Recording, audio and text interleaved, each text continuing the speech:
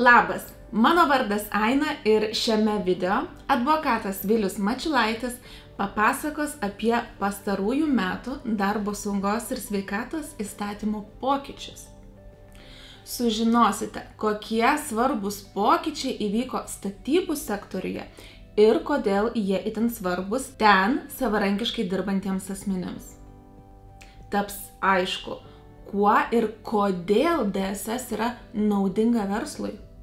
Paaiškinsime, ar DSS kultūros formavimas yra tik pareiga ir popierizmas, ar vis dėlto ji gali apsaugoti nuo nelaimingų atsitikimų darbe, ar net išgelbėti darbuotojo gyvybę. Taip pat advokatas pasidalins, kodėl profesinės rizikos vertinimas yra veiksmingos DSS pamatas. Atskleisime, kodėl svarbus darbuotojų DSS mokymai ir instruktavimai. Ir dar sužinosite, kokia yra kelių darbdavių atsakomybė įvykus nelaimingam atsitikimui darbe.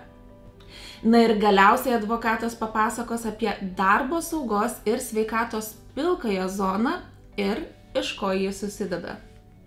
O jeigu norite jau dabar sužinoti, kaip galite sutaupyti daugiau laiko ir nervų, bei lengviau instruktuoti darbuotojus atsisakant visų popierinių instrukcijų ir žurnalų, po šiuo video rasite nuorodą.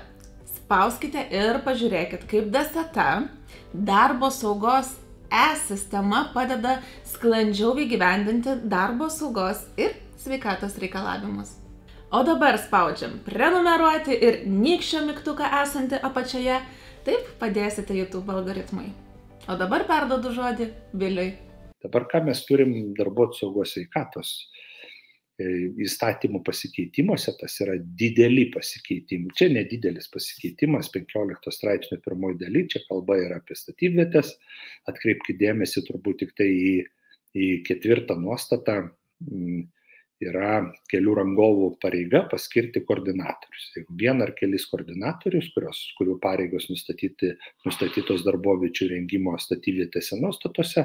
Ir kas yra visai nauja, paskutinė nuostata, darbdaviai privalo atsižvelgti į koordinatorių nurodymus. Tai vėlgi yra tema turbūt verta atskiro dėmesio ir atskirų aptarimų, kaip tai turėtų būti, bet čia turbūt mes matom, kad atsiranda kažkas panašaus į darbuotojų saugos sveikatos specialisto statusą, ar ne, bet konkrečioje ekonominės veiklos srity, kada tam tikri nurodymai privalomi vykdyti, iš principo nekvestionuojami. Jeigu mes, aišku, žiūrėsim čia pačią, iš kur kyla koordinatorius ir iš kur atsiranda koordinatorius, akivaizdu, kad jis yra įmonės darbuotojas ir čia vėlgi mes galėsim kažkada aptarti apie tai, kaip sauga sveikata yra kultūrinis klausimas, ar ne, ir kiek mes, tarkim, paskyrę darbuotoją būti atsakingu už tam tikrą sritį, jo paskui pasitikime. Nes jeigu mes turim saugos sveikatos specialistus dėl to, kad reikalauja įstatymas, tai yra vienas požiūris. Tada specialistas dirba su viskuo.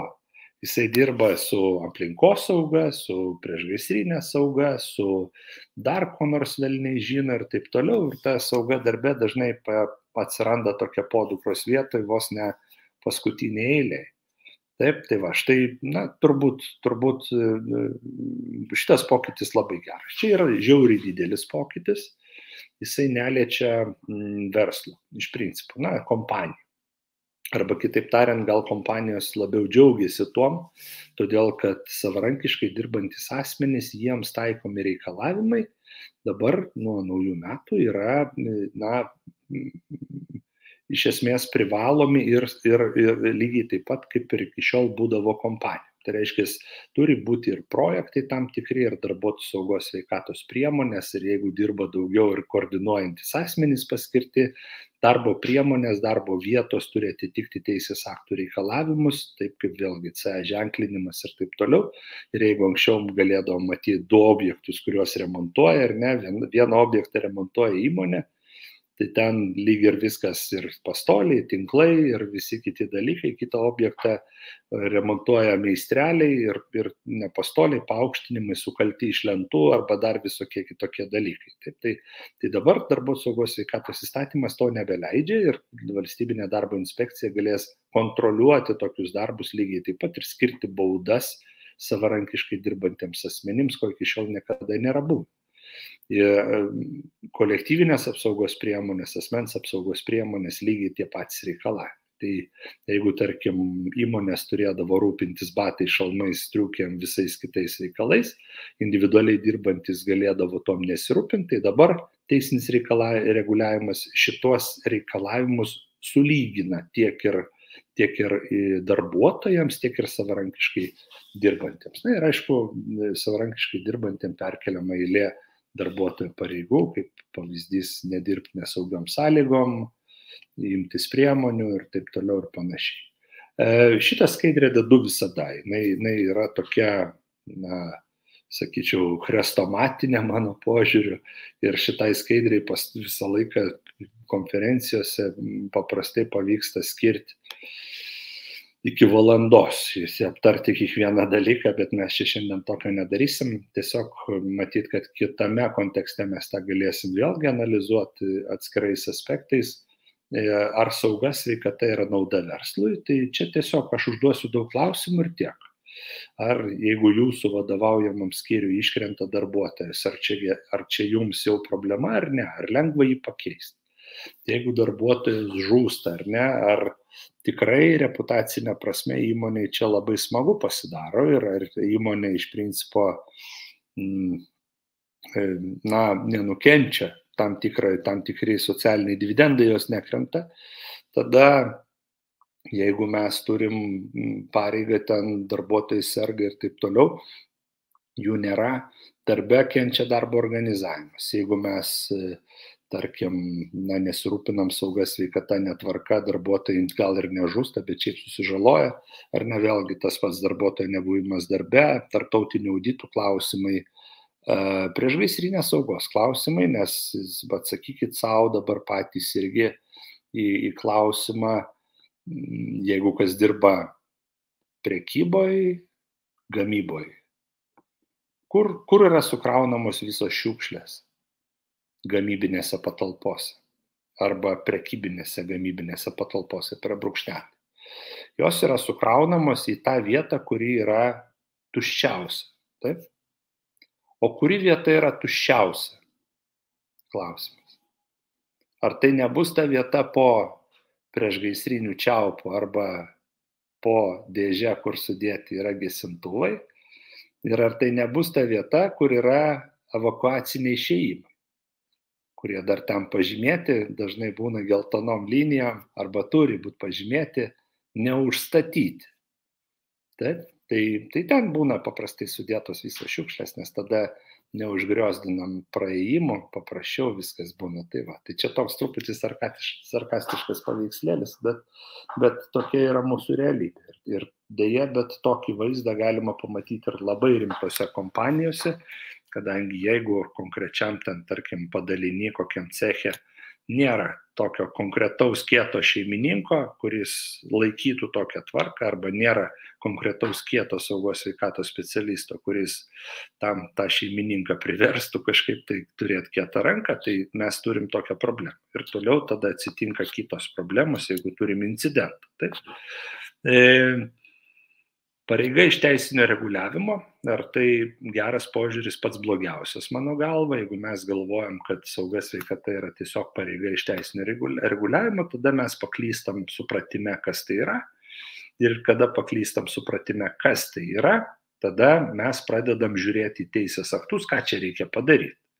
Ir kai mes darom, ką čia reikia padaryti, mes pamirštam, kad vidinis teisinis reguliavimas, jisai turi koreliuoti su faktinė aplinka, su procesais, su darbuotojais, su jų kompetencija, kvalifikacija, su supratimu, kaip reikia dirbti ir panašiai ir taip toliau. Tai ir jeigu mes tik tai taip, kaip sakant, užeinam ant to techninio standarto, kad paaukštinimas turi būti 1,30 m ar kažkas tai tokio, ar ne, ir nevertinam darbuotojo ūgio, kuris dirba toje aplinkoje, tai mes galim turėti tą pačią problemą, nelaimingą atsitikimą darbe, vien tik dėl to, kad darbuotojo psichofizinės savybės tiesiog netitinka įrengtų kažkokių tai kolektyvinio apsaugos priemonių.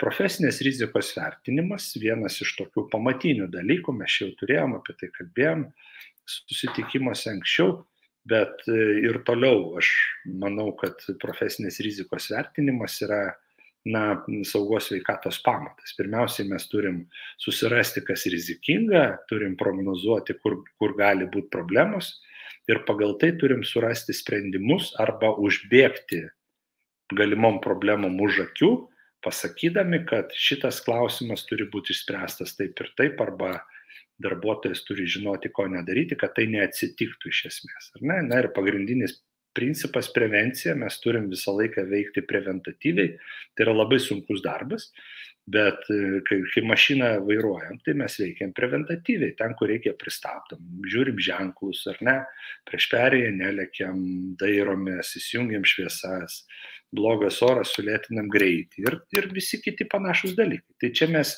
nieko darbe kitaip nedarom ir neturim daryti.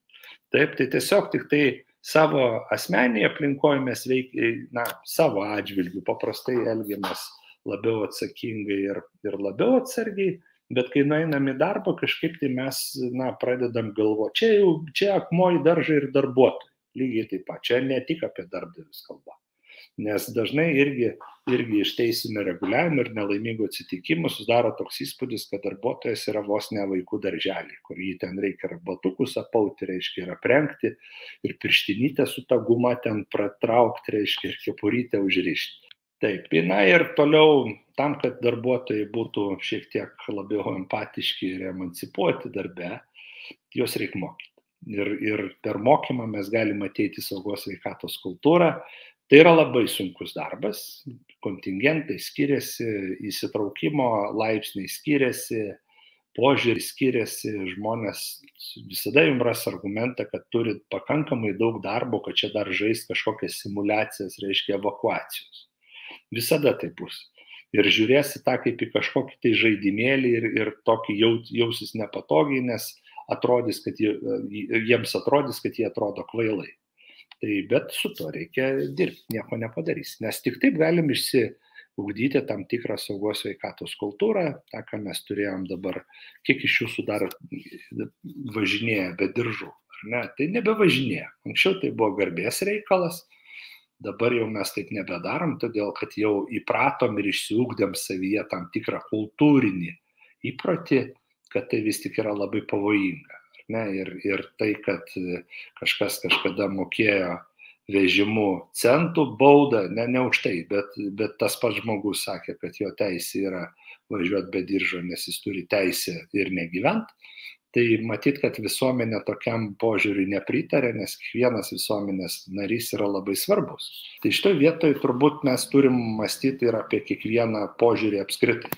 Delegavimas atsakomybių piramidė, čia nevarginsiu jūsų šito dalyku, bet visada saugoje darbe būtinas yra delegavimas. Vienas vadovas visko neaprieps, jis turi sukurti sistemą, čartą, tokią piramidę, jis yra piramidės viršui, tada kiti vadovai, žemesni vadovai, tada darbuotojai. Visi turi būti visiems atskaitingi ir nešti informaciją į pačią piramidės viršūnę, tada mes galėsim pasakyti, kad vidinė kontrolė yra užtikrinta ir jeigu kažkas atsitiks, ieškosim problemų kažkur apačioje. Ar ne? Tai darbuotojų mokymo instruktavimo klausimai, kaip ir sakiau, labai sunku. Ką norim pasakyti, kam norim pasakyti, ką reikia pasakyti ir kaip reikia pasakyti.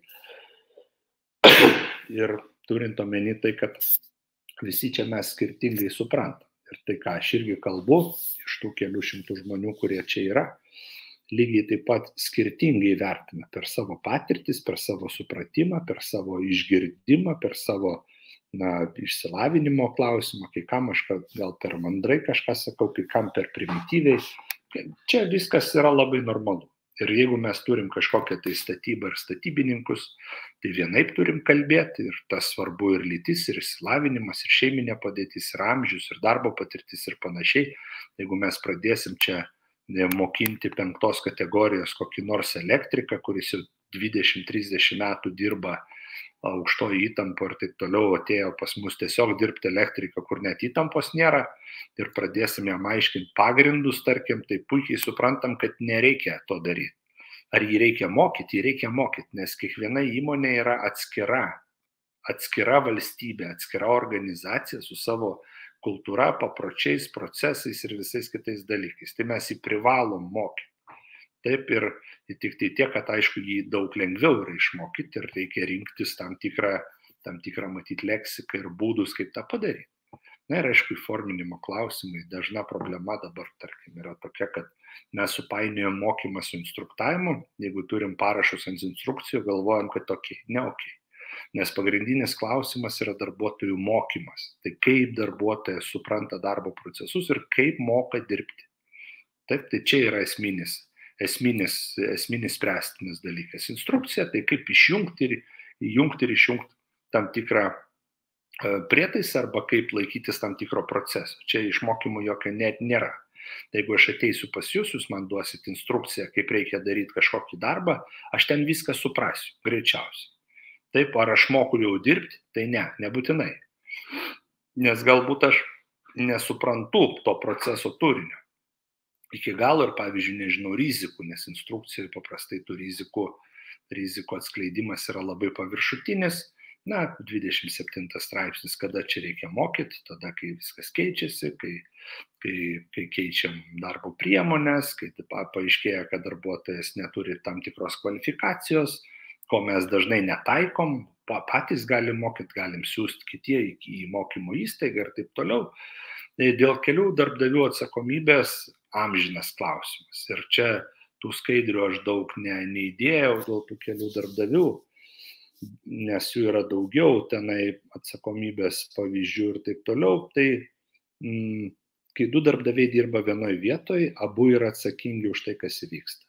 Ir mes teisminiai praktikoje, čia vienas iš pavyzdžių, kur atsiuntė darbuotoją į užsakovo teritoriją, užsakovo teritorijoje darbuotojas žuvo, ar tai nukentėjo ir pripažintas kaltu buvo užsakovo teritorijos įmonė valdantis, tą teritoriją įmonės valdančios vadovas. Tai reiškia, net ne darbuotojo darbdavys. Aš pats dabar turiu tokią pat bylą, kur irgi vyksta panašus dalykai, kai nukentėjo darbuotojas, kuris yra visai kitos įmonės darbuotojas, subrangovinės organizacijos, o baudžiamoji byla ir visi reikalai dabar vyksta su rangovinė organizacija, ne ta, kurios darbuotojas nukentėjo. Ir ta rangovinė organizacija nieko bendro, tarkim, su tuo darbo procesu, kuris vyko, irgi neturi.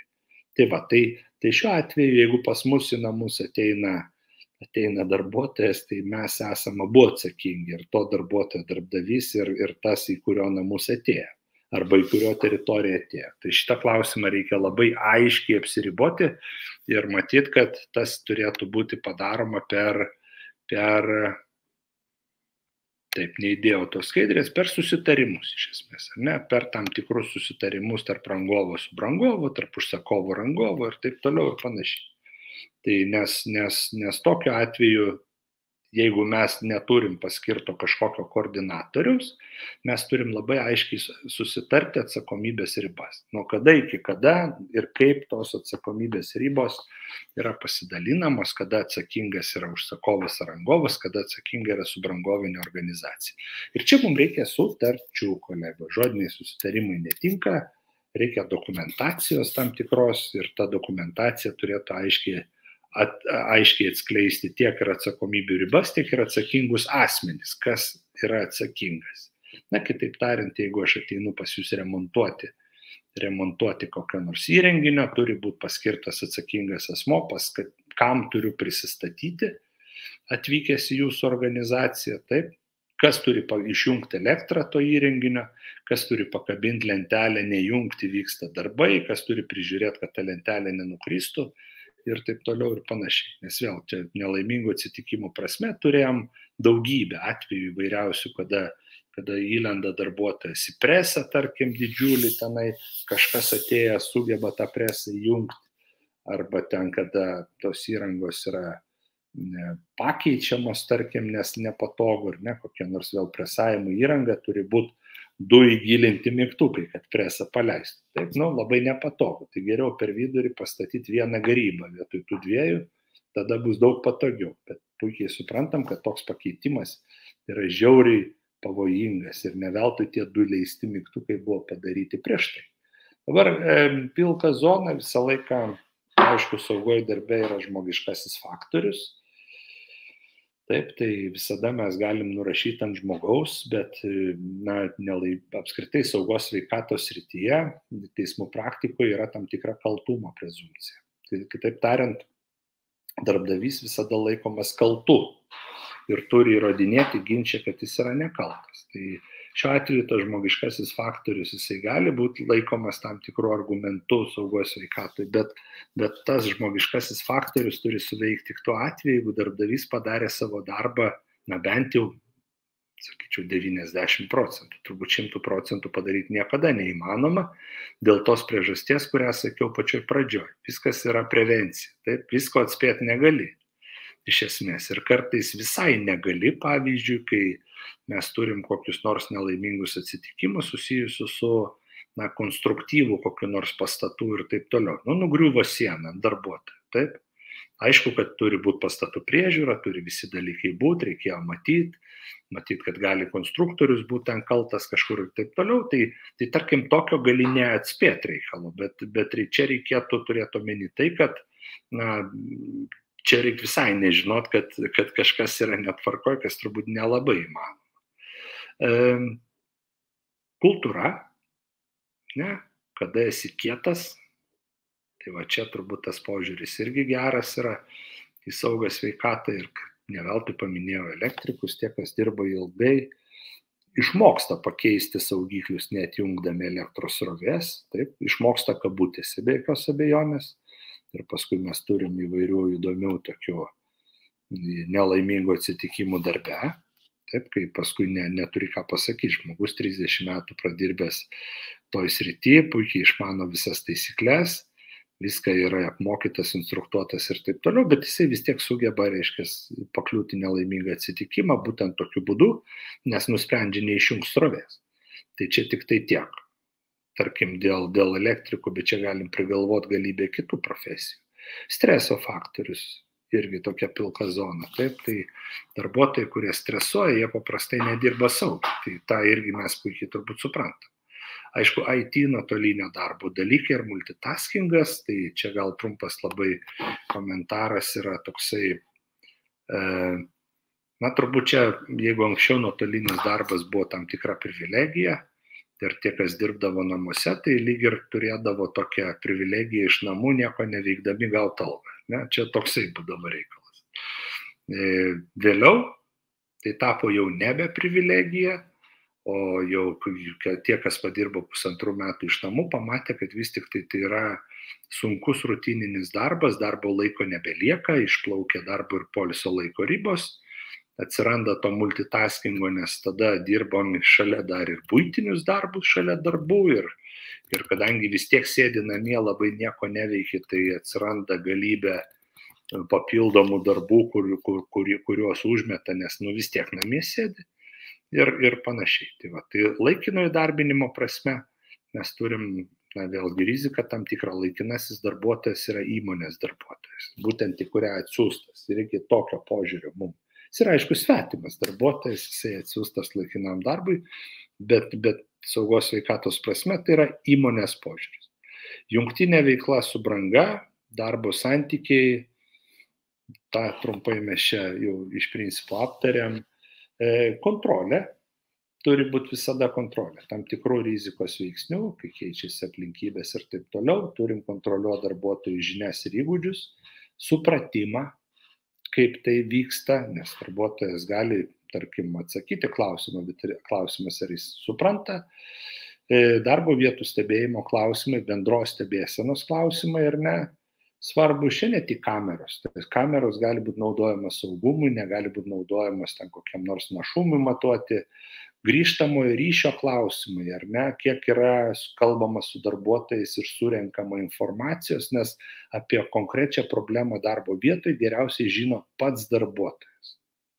Tik pats darbuotojas. Niekas iš šono šito negali padaryti. Ir aišku, ten toliau kontrolė vyksta per atsakomybę partneriams, auditus, slaptus inspektorius, matavimus tam tikrus ir panašiai. Ir aišku, dilema turbūt kontrolės atveju, ypatingai dabar, kai mes gyvenam tokius nelabai lengvus laikus, tai skatinimas ir nuobaudos. Tai kaip geriau pasiekti tikslą, ar per darbuotojo skatinimą, ar per darbuotojo baudimą.